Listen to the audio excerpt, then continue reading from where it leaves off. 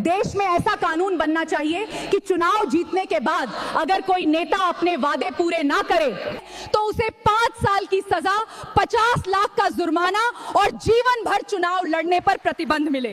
क्योंकि जनता से किया गया वादा सिर्फ भाषण नहीं, एक जिम्मेदारी होती है। अगर आप मेरी इस बात से सहमत हैं तो वीडियो को ज्यादा से ज्यादा शेयर करें।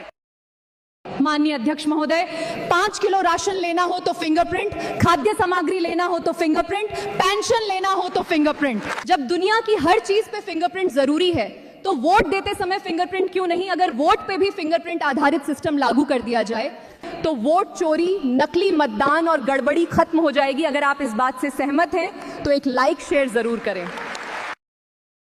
देश में दारू, सिगरेट, नशे की चीज जरूरी नहीं है, लेकिन उनको बनाने वाले सभी करोड़पति हैं। पर अनाज पूरी दुनिया के लिए जरूरी है, पर उस अनाज से सभी का पेट भरने वाला किसान आज भी गरीब है, पिछड़ा हुआ है। पूरी दुनिया में पेट्रोल डीजल की समस्या है, लेकिन इस देश के चमचों की समस्या सिर्फ मोदी है।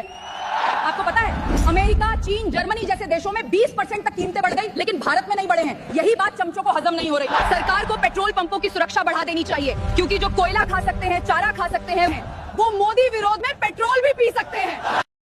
जब देश का बंटवारा धर्म के आधार पर हुआ तो कांग्रेस ने संविधान में सेक्युलर शब्द क्यों जोड़ा? अगर ये देश सेक्युलर है तो इस देश में माइनॉरिटी कमीशन की क्या जरूरत है? अगर इस देश में संविधान लागू है तो पर्सनल लॉ बोर्ड क्यों है? और अगर इस देश में मंदिरों के ऊपर टैक्स लागू है तो चर्च और मस्जिदों में क्यों नहीं? ये सारे कानून कांग्रेस ने क्यों बनाए? भारत जैसा देश आपको कहीं नहीं मिलेगा जहां पर नेता इटली से आते हैं, वोटर बांग्लादेश से, नारे पाकिस्तान के लगाते हैं, 2 बच्चों वाले टैक्स देते हैं, 12 बच्चे वाले सब्सिडी लेते हैं और मूर्ख लोग इन्हें वोट देते हैं।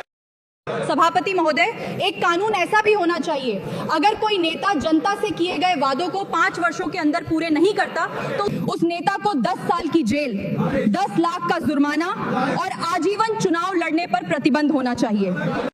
माननीय अध्यक्ष महोदय, 5,000 करोड़ का घोटाला करने वाले को 3 साल की सजा और सिर्फ 20 रुपया का ट्रेन टिकट न लेने वाले को 5 साल की सजा। संविधान क्या गांजा फूंक के लिखा था, पूछता है भारत।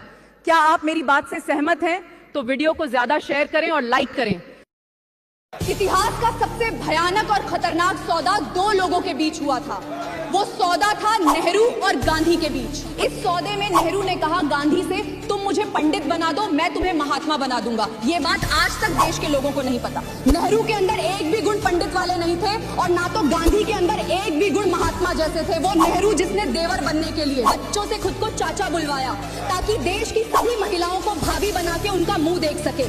चाचा ही क्यों, मामा नहीं बुलवा सकता था? सच तो ये है, नेहरू को बच्चे नहीं महिलाएं ज्यादा प्यारी थी। और गांधी जो खुद को महात्मा कहता था, ये ऐसा महात्मा था जिसको चलने के लिए 2 स्त्रियों की जरूरत पड़ती थी और सोने के लिए भी स्त्रियों की जरूरत पड़ती थी। ऐसे थे पंडित और महात्मा के कारनामे।